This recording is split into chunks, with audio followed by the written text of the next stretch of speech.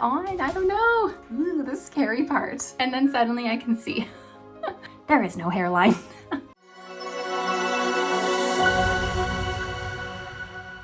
Hi everybody, welcome back to the Chiquel YouTube channel. My name is Amanda and today I'm going to show you how I cut bangs into a synthetic wig. But before I jump in, I'm going to remind you to like this video and subscribe to my YouTube channel where you can learn even more about alternative hair. All right, I'm going to give you a disclaimer here. I am not a hairstylist. I am someone who wears wigs and loves wigs and works with wigs and experiments on wigs and just does a whole bunch of things with wigs. I have never been trained to cut hair. However, I have cut bangs in many a wig before, and I'm going to show you what I do to make that happen. Now, there's a few reasons why you might want to cut bangs into your wigs. An obvious reason would be that maybe you have a style, but you just don't reach for it because you are at heart a bang girl and you just feel like you would wear that wig more if it had bangs. Another reason might be that you find the hairline at the front to be more natural with a bang, so you feel like you would be a bit more comfortable if you had the bang there to hide your hairline. Another reason might be to help prolong the life of your wig. So for example, that's what I'm going to do with this one today because this wig is beautiful. It is amazing. I love it so much. However, I've had it for years and years and years, and I have found that my lace front is starting to lift. So every time I wear this wig, I need to glue it down. And I am over the gluing. I just don't want to glue it. So if I give some bangs to this, I'm not going to have to worry about gluing it down. Another reason could be that your lace front is maybe fraying a little bit and you've, trimmed it back as much as you can, but it's still fraying a bit. So you want to cover up the frays, and bringing that hair forward to make the bang will help do that. And again, prolong the life of your wig a little bit more. So I'm actually wearing the wig called Upstage by Raquel Welch, and this is in the color Deepest Ruby. This is not what this wig looks like out of the box. It comes a lot more voluminous, bouncy. There's a little bit of curl going on to it as well. Over time, I have straightened this out and made it more of a classic bob. But now we're gonna add some bangs to her. And that is the whole beauty of wigs. They are so adaptable. You can change them, you can make them your own, you can morph them into a style that you want. Wigs are all about playing with them and doing what works for you. All right, now let's get into it and talk about the things that you're gonna need in order to make this happen. Okay, the first thing and the most obvious thing that you're gonna need are some scissors. Now these are some actual hair cutting shears that I got from the drugstore. I'm sure you could find them at your local drugstore as well.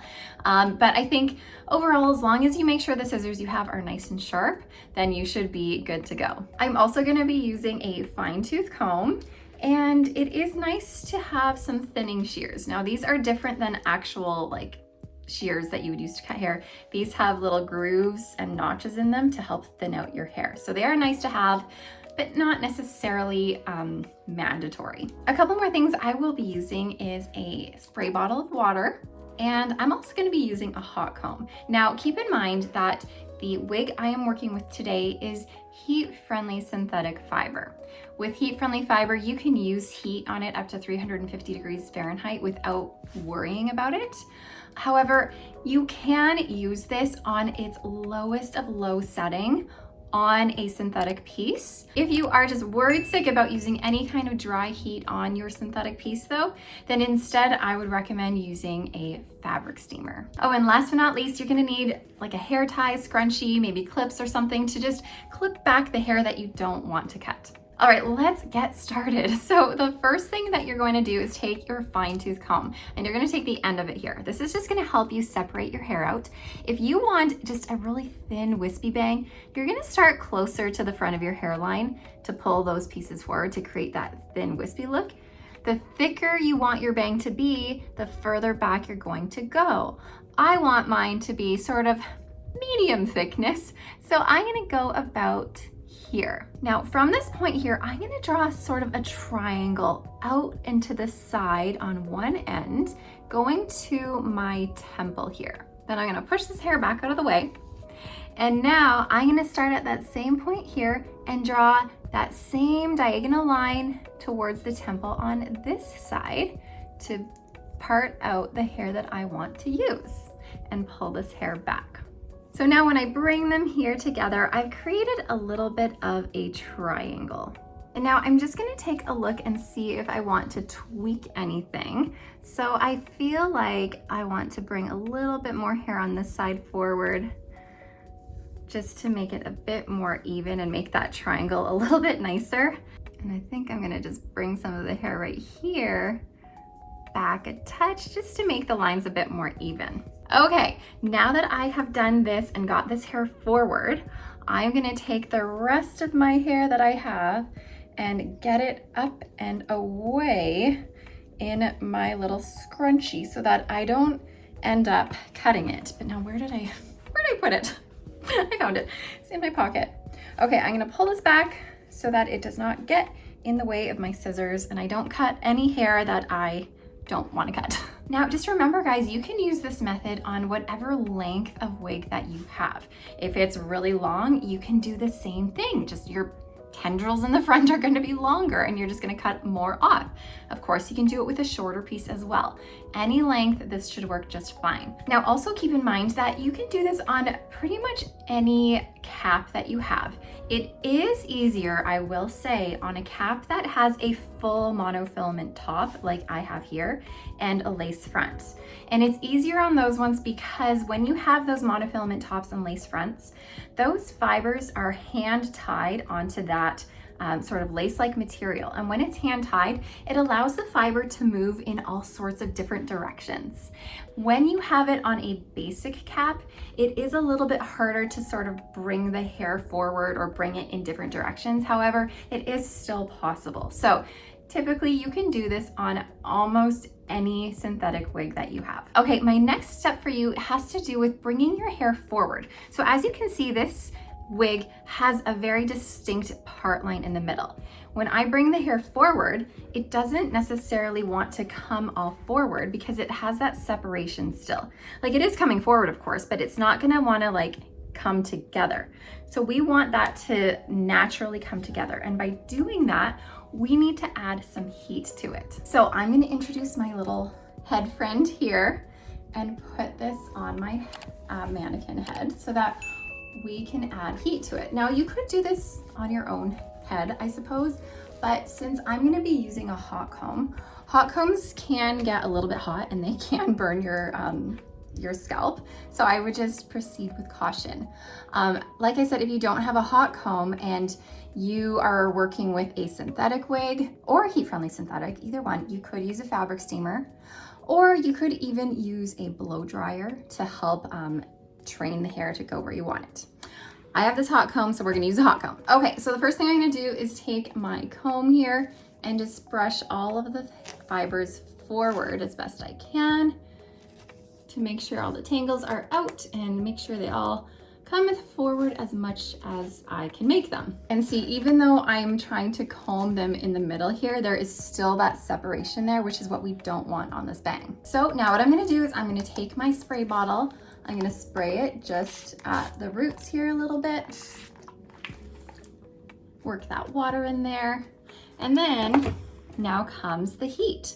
So I have mine on the, oh, you can't see it, it's blurry, but I have mine on heat setting number 1. I'm just on the lowest heat setting, and I'm just gonna go through and bring the comb forward, especially right in the spot in the middle here, because I want those fibers to come together. So adding heat is going to train them to come forward instead of to the side. So I'm gonna comb through this a couple times.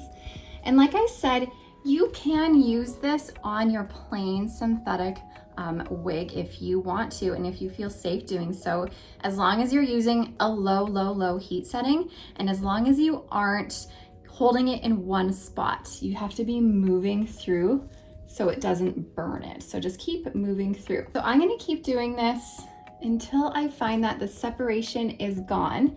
And a way to help that is to provide some tension at the root here and really pull it so that it cools together instead of cooling the way it was before.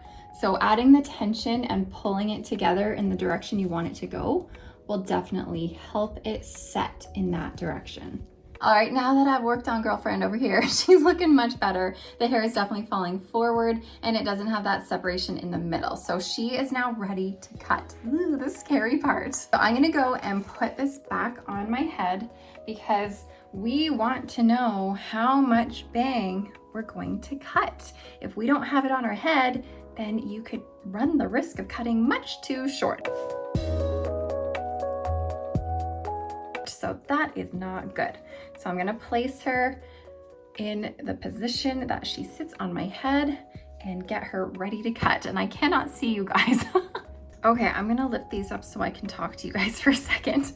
So the scariest part about cutting bangs is that you could potentially run the risk of cutting them too short.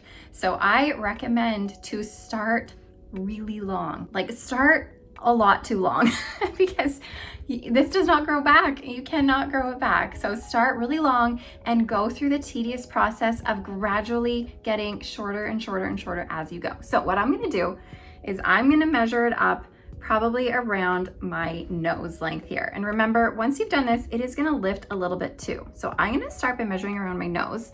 But before I do that, I'm gonna pull some side pieces out just to the side because I'm gonna use these pieces here to blend afterwards so that it sort of blends a little bit more gradually. Okay, now that I have these ones out to the side, I'm not gonna cut those. I'm gonna then grab my scissors, measure it up, and cut around my nose length. Now I'm gonna cut above my finger so that I can hold on to it, but I'm still making sure I'm cutting at my nose. So if you were cutting below your fingers for some reason, make sure you're cutting still around at your nose. I'm gonna cut above, so I'm gonna go down a little bit more so I can still hold on to them because I don't wanna make a big mess. This first cut, I'm just gonna go cut straight across just to get that length off. Oh my goodness, you guys, so scary. Eek. Obviously we are uneven. That is okay, we are gonna fix this. Okay, now that I have this length set, I kind of want to see what I'm doing. So I'm actually going to take this off and put this back on my blockhead. So I just have a better visual of how straight it is. And I can of course put it back on to judge the length of it.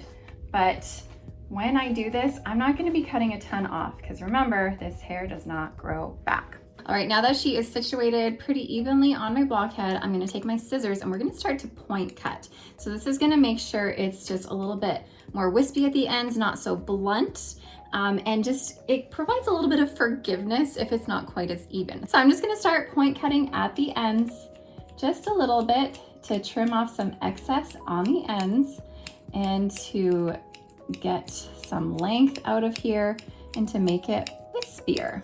If I'm having a hard time seeing if it's even or not, I can even take my comb here, comb through, and it looks a little bit uneven here. So I'm gonna start point cutting, I keep saying that weird, up here on this side to get a little bit of length off there to try and make it a bit more even.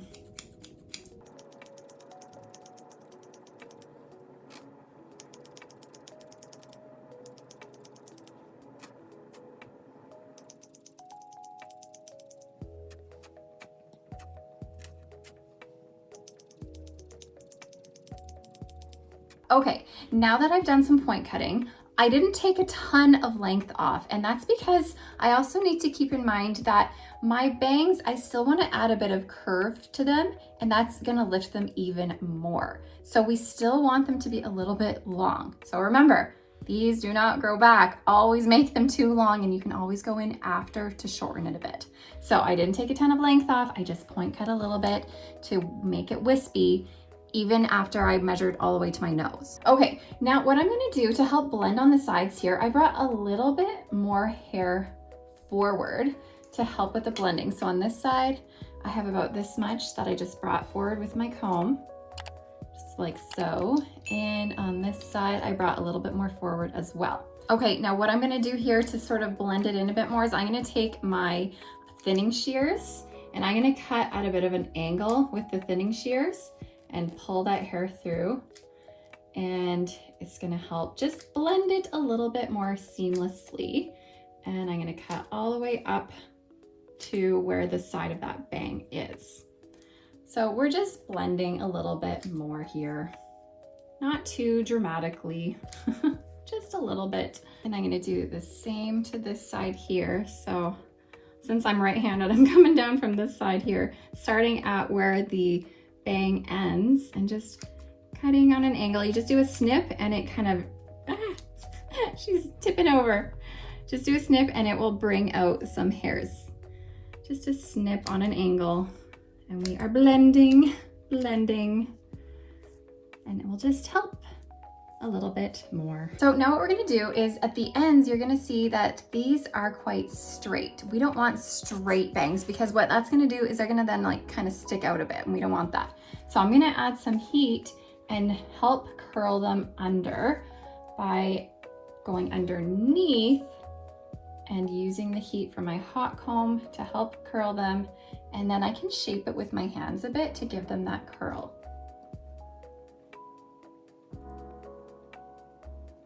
And of course, if you found that you've given it too much curl, you can brush through it and you can sort of restart or tone down that curl a little bit too. Now you can see there's a little bit of curve happening and it's not so stick straight. Okay, I'm gonna take out my ponytail here on the wig. We're gonna take a look at her. She's looking pretty cute, but I wonder what she's gonna look like on. I don't know. Let's find out and see if we need to do any tweaking to her. So, oh my gosh, my floor is covered in hair. I'm gonna need to get my vacuum cleaner. Okay, I'm gonna put her on. And here she is. You know what? I think this length is pretty good. What do you guys think? Oh, this one doesn't belong here. Okay, so now remember in the beginning when I like cut it straight across and it was like super crooked and uneven? Those point cuts really help in evening it all out and just making it so forgiving. I think I did a pretty good job in guessing the length here. I might go in a little bit and point cut upwards a little bit more to make it a teensy bit shorter, but I don't want to do it too much because I don't want to run the risk of this going too short. But also, the great thing about wigs is you can like lift it up a bit and then suddenly I can see. So wigs are just so easy to zzz. They're so forgiving. And let's take a look at the side here where my blending happened. It's a pretty natural blend into the rest of the wig. It's not so like zoop and then like wig. It's pretty naturally blended. So would you look at that? Here we just cut some bangs into a wig. And like I said, you can do this on any synthetic wig and it should work. Now what I have done is removed the need to add any glue to my lifting lace in the front because now you cannot see it. And I can do some really cute hairstyles, half up, half downs, and the bangs just make it look even more natural. I don't know about you guys, but I'm pretty excited about the outcome of this. If you have any questions about cutting bangs into your wigs, then feel free to ask them below and I can see what I can do to help you. If not, then hopefully this was helpful for you and it's giving you a little bit more confidence to go ahead and try this yourself. It's just such a great way to switch up your wig if it's one that you don't really reach for anymore. If you don't really wear it, this is a fun way to change it up, to maybe make it a style that's gonna work better for you and a style that you're gonna feel a little bit more confident in. Because at the end of the day, bangs are honestly the best way to give you the most realistic hairline because there is no hairline. All right, I'm gonna let you go, guys. Thank you so much for watching this and I will see you next time. Bye, everybody.